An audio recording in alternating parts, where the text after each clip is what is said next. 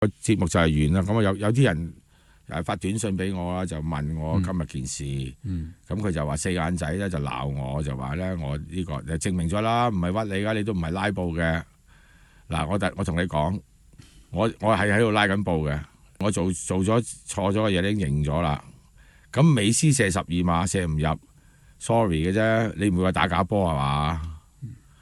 如果你咁樣話我而家同你講，喺呢個2014年呢個金鐘清場嘅時候，你搞咗叫做學生前線嘅團體，公開招待記者，話要抗爭，以武制暴，激烈抗爭，咁你就冇到現場，冇做到，走咗數啊嘛。係走咗數，咁跟住咧，因為你呢句説話咧，好多人俾人拉漏嘢，因為真係驚住好似你咁講有暴力抗爭。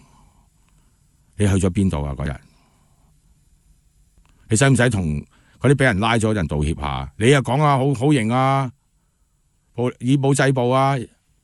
不過唔使理啊，呢啲咁嘅咩，起碼佢唔夠膽一個質疑，佢點解唔問啊？即係佢哋教主，即係點解唔喺個會場嘅？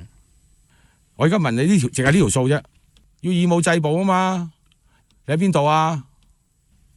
唔喺度個人好多啊！我費事開名啊！